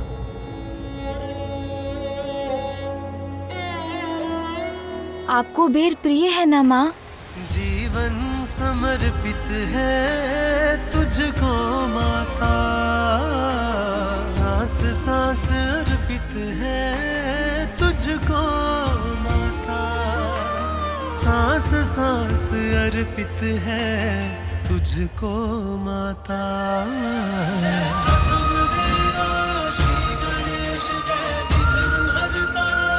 ये लीजिए बेर माँ। माँ, मैं तो आपका वही पुत्र हूँ।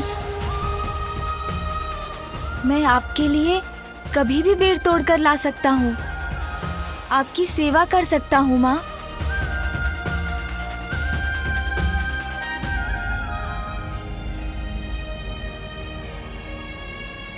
माँ, आपके नेत्रों में अश्रु,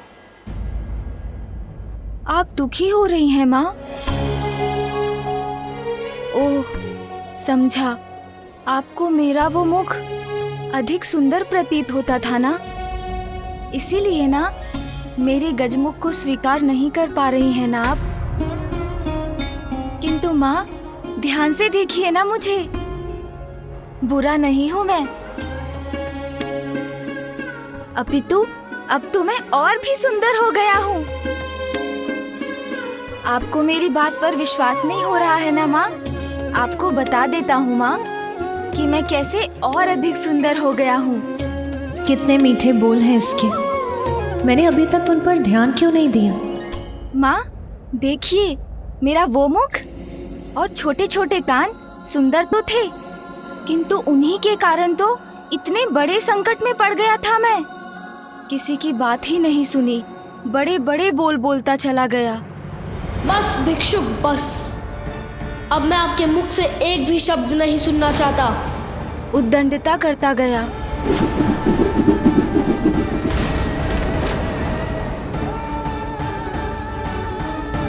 और पिताश्री को वो मेरा अहंकार से भरा शीश नष्ट करना पड़ा।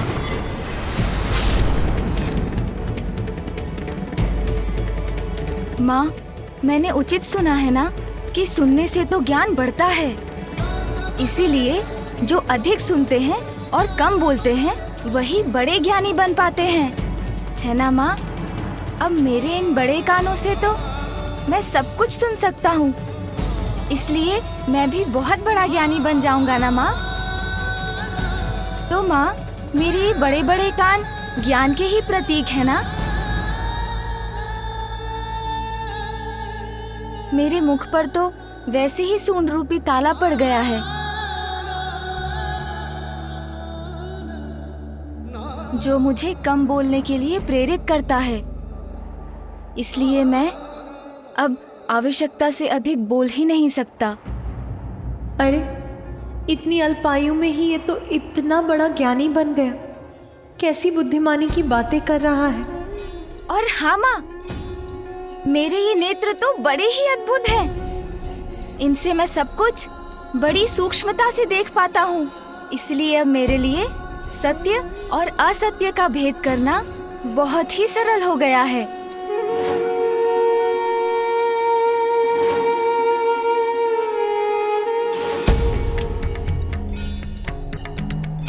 जिन नेत्रों से मैं अपने पिता को नहीं पहचान सका, एक बार किसी जलाशय में स्वयं को झांक कर देखिए, भिक्षुक या भैरूपिया ही प्रतीत होते हैं। उन नेत्रों का मुझे क्या लाभ माँ? किंतु अब इन नेत्रों से जो दृष्टि मुझे प्राप्त हुई है, उसके कारण भविष्य में मुझसे कभी भूल नहीं होगी। इसलिए मेरे लिए तो ये नेत्र अत्यंत सुंदर हैं, है ना माँ?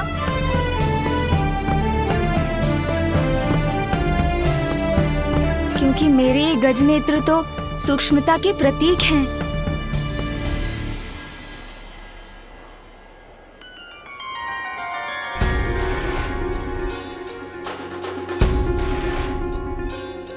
हाँ हाँ सूंड जी, इतनी अधीरता मत दिखाइए। मैं तो माँ को आपके ही बारे में बताने वाला हूँ, इसलिए धैर्य रखिए, चिंता मत कीजिए।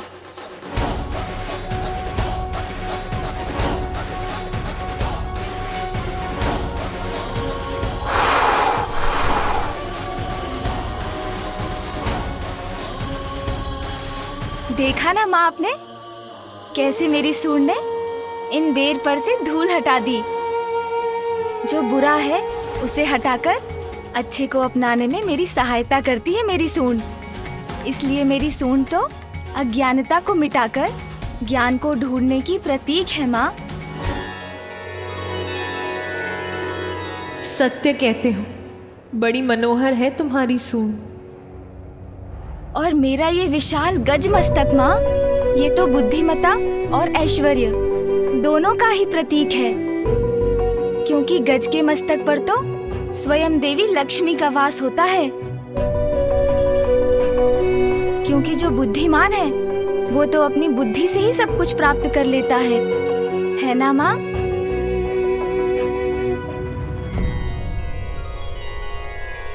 यदि मेरा ये मस्तक पूर्व में भी होता तो माँ, मैं किसी से युद्ध नहीं करता।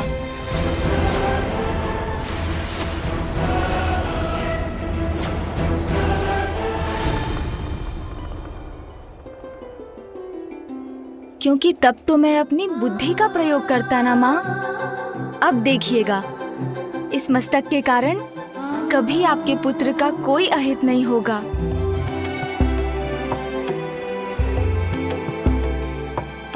माँ, अब तो आपको विश्वास हो गया है ना? मैं तो और भी अधिक अच्छा और सुंदर हो गया हूँ, है ना माँ?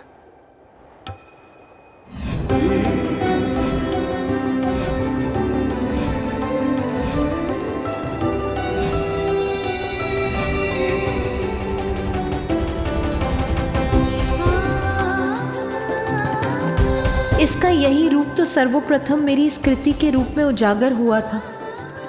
मैं ऐसे फिर भी नकार रही थी। इतनी निष्ठुर कैसे हो गई मैं?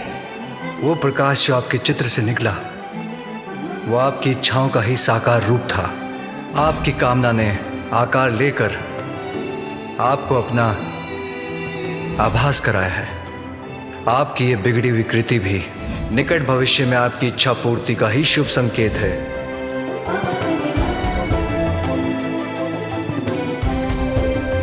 प्रत्येक बड़ी घटना के पीछे एक बड़ा कारण होता है पार्वती।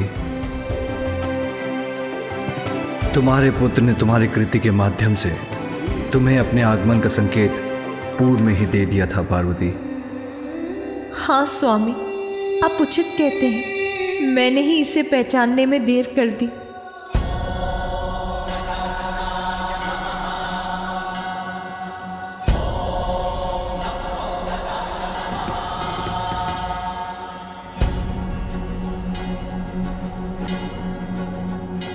अब किसी भ्रम में नहीं रहूंगी। अपने पुत्र पर अपना सारा स्नेह न्यौछावर करूंगी मैं। किन विचारों में डूब गई हूँ माँ? मुझे बताइए ना। मैं अच्छा हूँ ना माँ?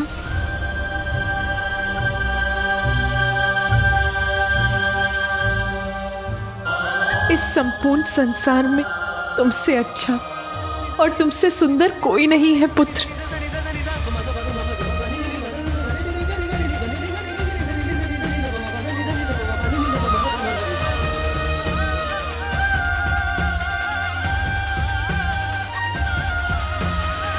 पुत्र प्रेम में इतना बह गई माता कि इस गजमुख को भी स्वीकार कर लिया। किंतु उचित ही है, क्योंकि हम देवताओं का हित तो इसी में निहित है।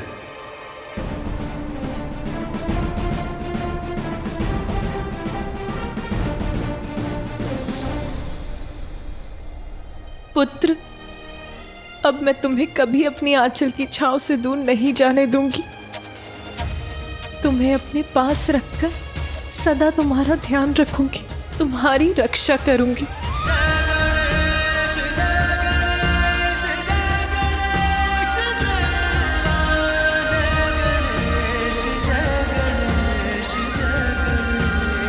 पुत्र, आज तुम्हारे ही कारण तुम्हारी माता पुनः प्रसन्न हुई हैं। तुम्हारे ही कारण उनके क्रोध से हमारी और संपूर्ण सृष्टि की रक्षा हुई है। तुम्हारे जन्म से सृष्टि में अनेकों जीवन रक्षित हुए हैं।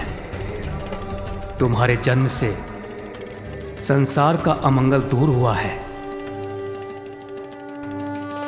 सभी जीवों के लिए मंगलमयी है तुम्हारा जन्म पुत्र। इसीलिए मैं ब्रह्मा तुम्हें वरदान देता हूं कि आज से तुम मंगल मूर्ति के नाम से जाने जाओगे। स्वामी श्री मंगल मूर्ति जन जन पूजे होती कामना पूर्ति विघ्नहरण सुखदायक देव गणराया वांछित फल पाया जो चरणों में आया। जय देव जय देव। परम पिता ब्रह्मा आशीष जो दिए मंगल मूर्ति श्री गजानन हुए। जगमग प्रकाश प्रति ओर हो गया उल्लासित प्रत्येक छोर हो गया।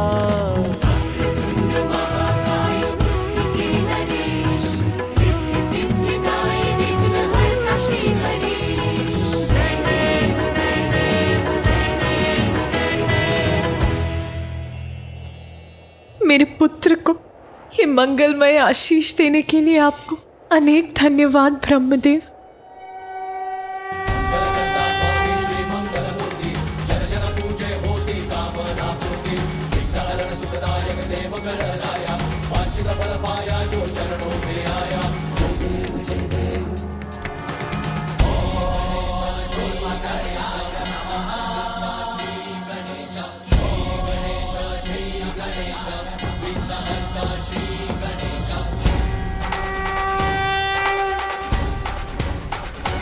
आशा है अब सब मंगल होगा, कोई संकट उत्पन्न नहीं होगा।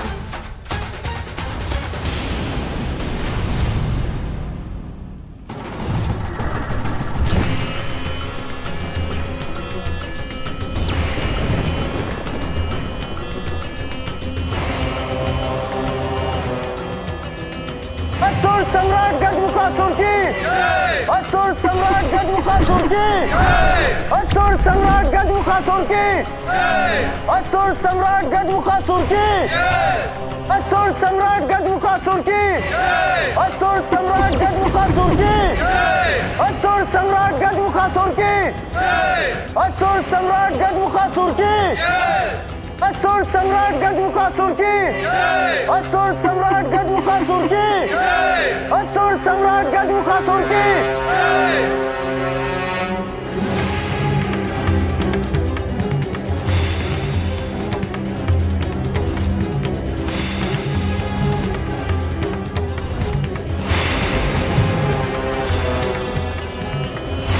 असुर सम्राट गजमुखासुर की, असुर सम्राट गजमुखासुर की, असुर सम्राट गजमुखासुर की, असुर सम्राट गजमुखासुर की। सर्वत्र हो असुर साम्राज्य का विस्तार, चहुं दिशाओं में अशुभ ही अशुभ हो, छा जाए अशुभ का अंधकार, देवताओं का विनाश हो।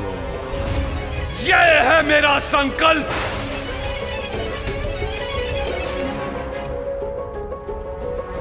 गजासुर के बाद अब मैं हूं पाताल लोक का सम्राट। देवताओं को नष्ट करेंगे हम, सभी लोगों पर छा जाएंगे, असुर विजयी होंगे। असुर महानायक गजमुखासुर की, असुर महानायक गजमुखासुर की।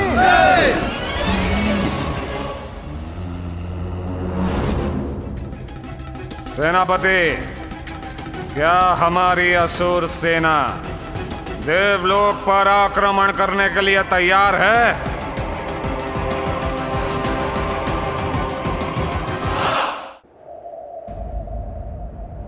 देवी पार्वती, संतान के जन्म के पश्चात कुछ अन्य रीतियां भी निभानी अनिवार्य हैं, जैसे छठी, नामकरण और अन्नप्राशन। हाँ देवी पार्वती, हमें तो अब आपके पुत्र के छठी के उत्सव में निमंत्रण की प्रतीक्षा है। अवश्य। मेरे हृदय में व्याप्त आनंद एक भव्य आनंदोत्सव का रूप अवश्य लेगा देवी सरस्वती। शीघ्र ही उचित समय पर मेरे पुत्र का छठी और नामकरण संस्कार अवश्य किया जाएगा। और मैं यहाँ उपस्थित सभी देवताओं को भी इस उत्सव में भाग लेने का निमंत्रण देती हूँ। ये कैसी दुविधा है। माता पार्वती के आदेश का उल्लंघन नहीं कर सकता, इसलिए मुझे इस गजमुख के जन्म के उत्सव पर आना ही होगा। नंदी एवं अन्य गण, कृपया सभी यक्ष गण, किन्नर, गंधर्व आदि तक भी ये सूचना पहुंचा दीजिए। उन्हें भी इस महोत्सव में भाग लेने अवश्य आना है। जो आज्ञा माता। देवी पार्वती, आपके सुख में साथ देने तो यहाँ इस उत्सव में सभी बड़ी प्रसन्नता पूर्वक सम्मिलित होंगे। यह तो ऐसा महान अवसर है जिसके अनेकों दूरगामी शुभ परिणाम होंगे, क्योंकि आपके पुत्र के रूप में कैलाश में ऐसी दिव्यता का जन्म हुआ है जिससे सदा संसार का मंगल होगा। मैं तुम्हें अपार स्नेह दूंगी पुत्र, किसी संकट का साया तुम पर नहीं पड़ने दूंगी। असुर सम्राट गजमुखासुर, देखिए मुझे और देखिए हमारी सेना का उत्साह। असुर सम्राट गजमुखासुर, आपके नेतृत्व में हमारी असुर सेना कहीं भी आक्रमण करने के लिए तैयार है, क्योंकि इससे अधिक तैयारी की भला हमें क्या आवश्यकता।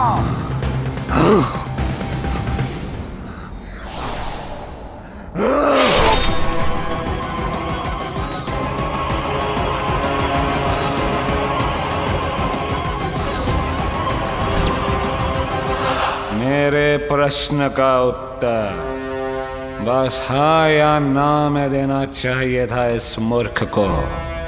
किसी अन्य के अधिक बोल नहीं सहन कर सकता मैं। जितना पूछूं उसके उत्तर से अधिक बोलने वाले को भयंकर दंड देता हूं मैं, यमलोक भेज देता